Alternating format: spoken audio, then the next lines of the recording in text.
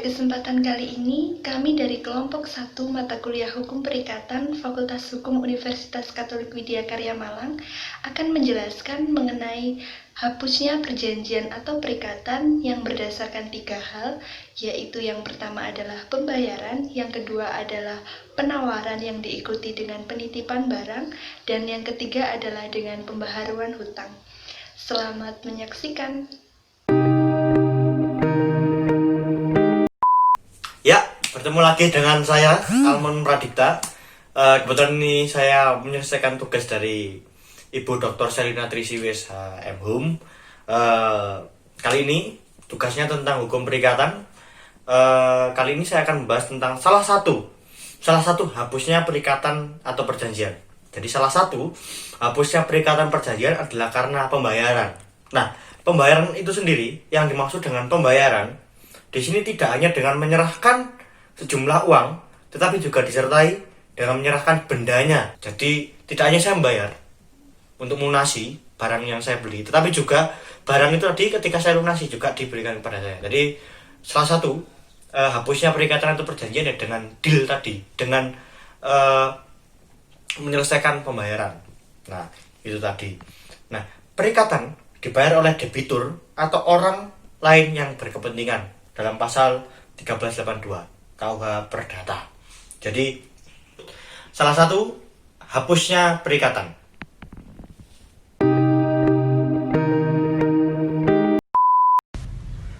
Saya akan memberikan contoh yang pertama mengenai batalnya perjanjian dengan pembayaran. Dalam suatu perjanjian, Doni dan Rina. Doni sebagai penjual dan Rina sebagai pembeli. Dalam perjanjian tersebut terdapat klausa di mana pada tanggal 15 Februari 2020 Rina membayar mobil tersebut sebesar 600 juta dan pada saat Rina membayar, Doni juga menyerahkan mobilnya. Dan kedua pihak pada tanggal 15 Februari 2020 melaksanakan klausa tersebut sehingga perjanjian tersebut telah batal karena pembayaran diikuti dengan penyerahan tertentu. Di sini saya akan mencoba menjelaskan bagaimana cara hapusnya perikatan menurut penawaran pembayaran tunai, diikuti dengan penyimpanan atau konsinyasi. Sebelumnya sudah dijelaskan oleh teman saya. Nah, saya akan mencoba menambahkan dasar hukumnya dari penawaran pembayaran tunai diikuti dengan penyimpanan atau konsinyasi. Ini terdapat dalam pasal 1404 sampai dengan 1412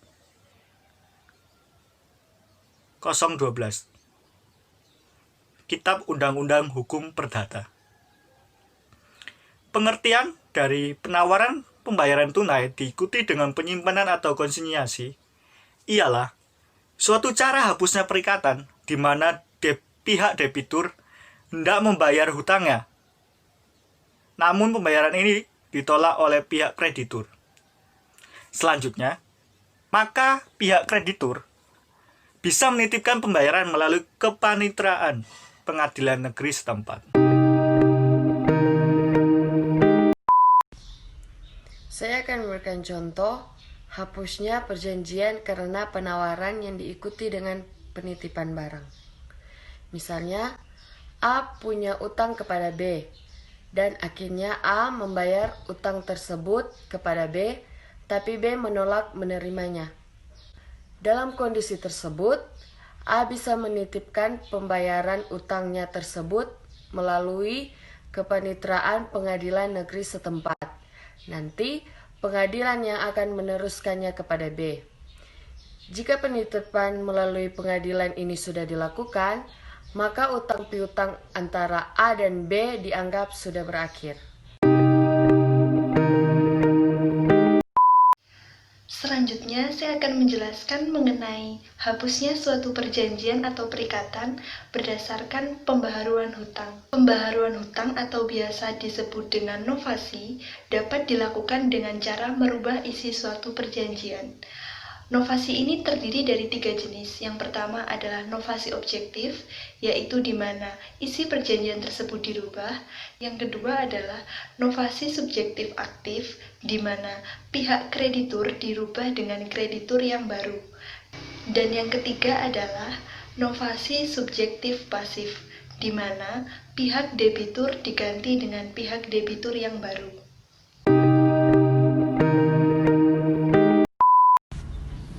Saya akan memberikan contoh dari hapusnya perjanjian karena pembayaran utang.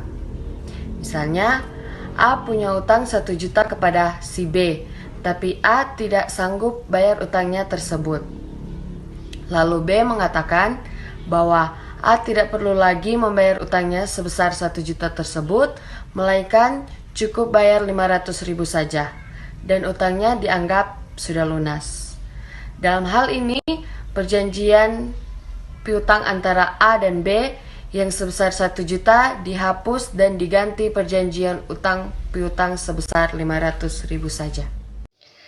Demikian penjelasan dari kami mengenai hapusnya perjanjian atau perikatan yang didasarkan dari ketiga hal tersebut. Apabila terdapat kesalahan kata, mohon dimaafkan, dan apabila terdapat pertanyaan atau kekurang jelasan dari video ini, dapat dituliskan di kolom komentar. Sekian dan terima kasih.